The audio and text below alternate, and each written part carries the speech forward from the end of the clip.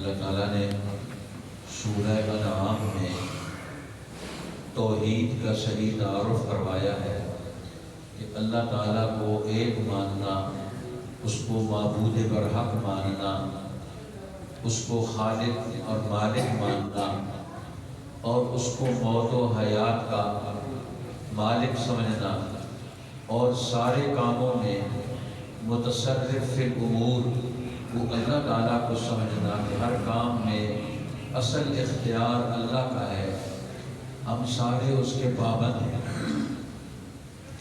جب انسان اللہ کا یہ مقام اور مرتبہ یہ دنیا میں غیروں میں تقسیم کرتا ہے تو یہ شرک میں مبتلا ہو کر یہ اپنی زندگی کو برباد کرتا ہے۔ اس لیے اللہ تعالیٰ جب کسی قوم میں یہ بیماری پیدا ہوتی ہے، اس کو کہتے ہیں عقیدے کی بیماری، ذہن کی بیماری، دل کی بیماری۔ انسان کا دل مریض ہو جاتا ہے، ذہن مریض ہو جاتا ہے، انسان پھر دنیا میں یہ بہت ساری خرابیوں کا شکار ہوتا ہے۔ تو اللہ جل شانہ فرماتے ہیں ایسے مریض قوموں کو ہم درست کرنے کے لیے، علاج کرنے کے لیے پھر ہم نے آپ سے پہلے بھی رسول بھیجے۔ رسول کیوں آتے ہیں؟ کہ ان کا عقیدہ درست کریں، ان کے اخلاق درست کریں، ان کا ماحول درست کریں۔ جو لوگ ان میں ظالم ہو گئے ہیں شرک کر کے، پھر نتیجہ یہ نکلتا ہے یہ ہر ایک کا حق مار رہے ہیں۔ جب اللہ کا حق مار لیا تو پھر بندوں کا حق کیا رہتا ہے؟ پھر تو ہر بندے کا حق ماریں گے، ظلم کریں گے۔ اللہ فرماتا ہے وَلَقَدْ أَرْسَلْنَا إِلَىٰ أُمَمٍ مِّن قَبْلِكَ، ہم نے آپ سے پہلے بھی کئی رسول بھیجے، کئی امتوں میں، بہت ساری امتوں میں، اور رسولوں نے آ کر انہیں سمجھایا کہ تم غلط کام کر رہے ہو، ان سے توبہ کرو، ان سے نکلو، ان سے اپنے آپ کو دور کرو۔ لیکن انہوں نے مانا نہیں، نبیوں کی دعوت کو نہیں مانا۔ اللہ کے نبی گمراہی سے نکلنے کی، کفر اور شرک سے نکلنے کی دعوت دیتے ہیں، آواز لگاتے ہیں۔ اس لیے امت میں دین کی آواز لگانا، توحید کی آواز لگانا، شرک سے اور ظلم سے بچنے کی آواز لگانا یہ نبیوں کا کام ہے۔ اور جو لوگ اللہ کے نبیوں کی اس دعوت کو نہیں مانتے تو اللہ فرماتے ہیں فَأَخَذْنَاهُمْ بِالْبَأْسَاءِ، پھر ان قوموں پر دعوت حق کے آ جانے کے بعد اللہ کہتا ہے پھر ہم نے ان کو سختی میں پکڑ لیا، ان پر سختیاں آئیں، مختلف قسم کی تنگیاں شروع ہو گئی، اللہ کے عذاب آنا شروع ہو گئے، وَالضَّرَّاء، اور تکلیفیں آئیں، جسمانی تکلیفیں۔ کیوں تکلیفیں بھیجتے ہیں اللہ تعالیٰ؟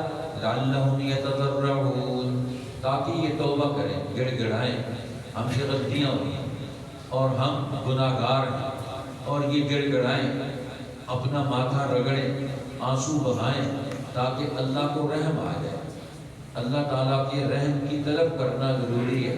جب انسان جرم کرتا ہے 1 دفعہ 2 دفعہ 3 دفعہ 4 دفعہ 5 دفعہ اللہ معاف کرتا رہتا ہے، لیکن جب یہ مسلسل عادت بنا لیتا ہے گناہ کی اور ظلم کی تو پھر اللہ کو غصہ آتا ہے۔ پھر اللہ کے نبی آتے ہیں، وہ سمجھاتے ہیں، پھر بھی نہیں مانتے، اللہ کا غصہ اور بڑھ جاتا ہے۔ اور پھر جب یہ اللہ کی وحی آتی ہے، نبیوں پر دین آتا ہے، علم آتا ہے، وہ اس کو بھی نہیں مانتے تو پھر اللہ کا غصہ اور بڑھ جاتا ہے۔ اس لیے ہمارے یہ غلط کام یہ اللہ کا غصہ پیدا کرتا ہے، اور اللہ تعالیٰ جب غضبناک ہوتا ہے پھر وہ عذاب بھیجتا ہے تاکہ یہ توبہ کرے۔ آخرت کا عذاب وہ بعد میں آئے گا، دنیا میں عذاب آتا ہے تاکہ ہم توبہ کر لیں، انسان غلطی سے نکل آئے۔ اور بندہ بھی اپنی غلطی جلدی جلدی نہیں مانتا، یہ بڑے رگڑے کھاتا ہے تب جا کر مانتا ہے، اور اس وقت توبہ کرتا ہے بالکل آخر میں جب ہر طرف سے پھنس جاتا ہے۔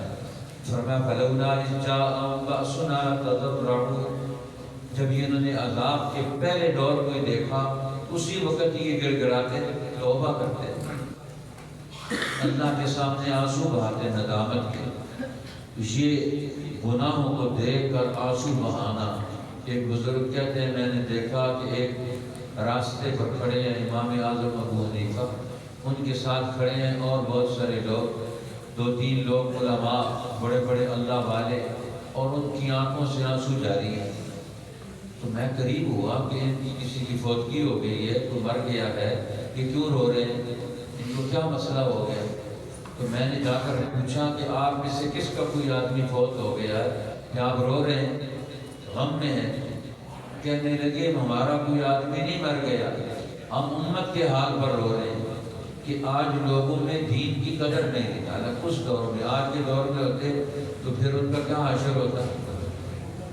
اب اللہ کے پیغمبر، اس کا دین، ان کا دین کتنا محبوب ہے انہیں کہ جب دیکھتے ہیں لوگ اس کی خلاف ورزی کرتے ہیں تو اللہ کے نیک لوگ رو رہے ہیں، خوف میں کہ عذاب نہ آ جائے. اللہ کا حکم ٹوٹتا ہے تو پھر اس قوم پر عذاب آتا ہے. قرآن جب بند ہوتا ہے اس قوم میں پھر عذاب آتا ہے. اس لیے قرآن کھلنے کے لیے آئے، سمجھنے کے لیے آئے. جب لوگ اس کو بھاگتے ہیں چھوڑ کر، اللہ کے نبی قرآن سناتے تھے نا مکہ والوں کو، اور کیا چیز سناتے ہیں، قرآن سنو اور سمجھو. لیکن وہ سننے سمجھنے کے لیے تیار نہیں تھے. اور آج مسلمان کے پاس وقت نہیں ہے قرآن سمجھنے کے لیے، قرآن سننے کے لیے، دین پڑھنے کے لیے، دین سننے کے لیے، دین سمجھنے کے لیے. کتنا زوال آ گیا ہے. قرآن آتا بھی نہیں ہے، دین پتہ بھی نہیں ہے، اور سیکھتے بھی نہیں ہے. احساس نہیں رہا ہمارے اندر، اس لیے پھر عذاب آتے ہیں. اب یہ اللہ تعالیٰ چھوٹے چھوٹے عذاب بھیجتا ہے تاکہ یہ گڑ گڑائیں، غور کریں، سمجھیں، توبہ کریں اور اللہ کے دین کو سینے سے لگائیں، اللہ کے قرآن کو سینے سے لگائیں، اس کی اہمیت کو سمجھیں. فرمایا لیکن کیا ہوتا ہے، انسان دنیا میں مگن رہتا ہے، مست رہتا ہے. ولیکن قست قلوبہم، ان کے دل سخت ہو گئے. دنیا میں رہتا ہے، شیطانوں کے ماحول میں رہتا ہے تو پھر اس کا دل سخت ہو جاتا ہے. تو دل ہدایت کا مرکز ہے، ایمان کا مرکز ہے. جب یہ سخت ہو جائے تو اس کے اخلاق ختم ہو جائے، پھر یہ مر جاتا ہے. فرمایا ولیکن قست قلوبہم، جب ان کے دل سخت ہو گئے، اور جب دل سخت ہو گئے تو پھر کیا ہوا، وَزَيَّنَ لَهُمُ الشَّيْطَانُ مَا كَانُوا يَعْمَلُونَ، شیطان ان کے برے کام، گناہ والے کام ان کے سامنے خوبصورت بنا کر پیش کرتا ہے. تم بہت اچھے کام کر رہے ہو، تم تو بہت سمجھدار لوگ ہو، تم صحیح لوگ ہو. تو شیطان ان کے برے کام اچھے بنا کر پیش کرتا ہے اور وہ شیطان کے جال میں پھنس جاتے ہیں. اب شیطان ان کو اللہ سے، اللہ کے رسول سے، اللہ کے قرآن سے، اللہ کے دین سے، حلال زندگی سے، حلال کاروبار سے، حلال مال سے دور کر کے حرام میں پھنسا دیتا ہے. اور پھر حرام میں جب آدمی پھنس جاتا ہے تو اور زیادہ مصیبت میں مبتلا ہوتا ہے. اللہ فرماتے ہیں جب کوئی آدمی میرے سے، میرے قرآن سے، میرے دین سے دور ہوتا ہے پھر میں کیا کرتا ہوں، فَلَمَّا نَسُوا مَا ذُكِّرُوا بِهِ، انہیں نصیحت کی گئی، سمجھایا گیا، انہوں نے بات نہیں مانی تو پھر اللہ کہتے ہیں فَتَحْنَا عَلَيْهِمْ أَبْوَابَ كُلِّ شَيْءٍ، ہم نے ان کو دنیا کی ہر چیز دے، ہر نعمت دے. دولت کی فراوانی ہے، خوشحالی ہے ان کے اندر. اب یہ خوشحالی جب گناہ پر ملے تو یہ بڑے خطرے کی بات ہے. آدمی غلط کام کر رہا ہو اور پھر اس کے پاس دولت کی آمد زیادہ ہو تو سمجھ جاؤ اس پر عذاب آنے والا ہے. تو اللہ فرماتے ہیں پھر ہم نے ان پر نعمتوں کی انبار لگا دیے.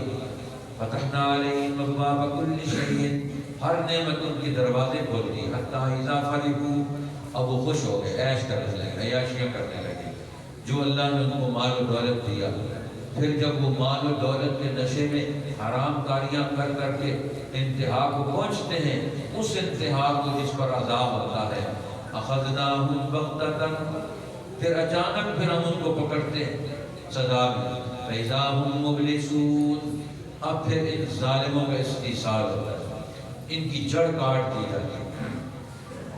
گناہگار کو اللہ تعالیٰ تھوڑا سا پکڑتا ہے، وہ گڑ گڑاتا ہے، توبہ کرتا ہے تو بچ جاتا ہے. اگر اتنی پکڑ پر نہ مانے تو پھر اللہ تعالیٰ اس کو بھلا دیتا ہے، کہتا ہے اب تو مجھے بھول گیا. وہ وقت نہ آئے کہ اللہ ہمیں بھول جائے. آج ہم قرآن کو بھولے ہوئے نا، اور ایک وقت آئے کہ اللہ بھی بھلا دے، اب مجھے تمہاری کوئی ضرورت نہیں، میں اپنے قرآن کے لیے نئے لوگ کھڑے کروں گا، نئے لوگوں کو ہدایت دے دوں گا، غیر مسلموں کے لیے کھڑا کر دوں گا. اللہ کو بات ہے وہ ابابیلوں سے کام لے سکتا ہے، میرے اور آپ کا محتاج نہیں. ہم وقت نہیں نکالیں گے اللہ تعالیٰ اور قوم کھڑی کر دے گا فقطع دابر القوم الذین ظلموا، اور میں اب ظالموں کی جڑ اللہ نے کاٹ دی۔ اب اللہ تعالیٰ نے ایسا عذاب بھیجا کہ ظالموں کی جڑ ہی ختم ہو گئی، ان کی نسل ہی ختم ہو گئی۔ الحمدللہ رب العالمین، اور اللہ کی تعریف ہے اس پر، سب تعریفیں اللہ کے لیے، جو سارے جہانوں کو پالنے والا ہے، جو ظالموں، متکبروں، مجرموں اور گناہ گاروں کو دنیا میں کھلی چھوٹ نہیں دیتا، ایک ڈھیل دیتا ہے۔ اس لیے اللہ کی ربوبیت عامہ کا اثر اور مجموعہ عالم کے لیے رحمت کیا ہے کہ ظالموں کا ہاتھ کاٹا جائے، ظالموں کی جڑ کاٹی جائے، ظالم قوتوں کو ختم کیا جائے۔ اور جب مسلمان یہ کام نہیں کرتا تو اللہ تعالیٰ اس سے دین چھین لیتا ہے۔ دین آیا اس لیے یہ فرعونوں کا مقابلہ کرے، یہ ظالموں کا مقابلہ کرے، یہ ہر شرک اور ہر برائی کو ختم کرے۔ اس لیے تو اللہ نے ہمیں دین دے کر بھیجا، انسانوں کو پاک صاف کیا جائے، ان کو عمدہ زندگی، ہدایت والی زندگی، ایمان والی زندگی، اخلاق والی زندگی ان کو ملے۔ اور اللہ کے نبی آ کر ہر ظالم متکبر کا مقابلہ کرتے ہیں، اور جب وہ نہیں ہوگا تو ظالم اور ظالم کے سارے ساتھی، جب اللہ کا عذاب آتا ہے تو وہ پکڑے جاتے ہیں۔ اللہ تعالیٰ ہمیں ظلم سے بچائے، ظالموں کے تعاون سے بچائے، قرآن حکیم اور دین کی اہمیت اور عظمت نصیب فرمائے، اور اس کی طرف ہمیں واپسی نصیب فرمائے۔ وَلَقَدْ أَرْسَلْنَا إِلَىٰ أُمَمٍ مِّن قَبْلِكَ، اور ہم نے رسول بھیجے آپ سے پہلے بہت ساری امتوں پر، فَأَخَذْنَاهُمْ بِالْبَأْسَاءِ وَالضَّرَّاءِ، پھر پکڑا ہم نے ان کو سختی میں اور تکلیف میں، لَعَلَّهُمْ يَتَضَرَّعُونَ، تاکہ وہ گڑ گڑائیں، غور کریں، توبہ کریں۔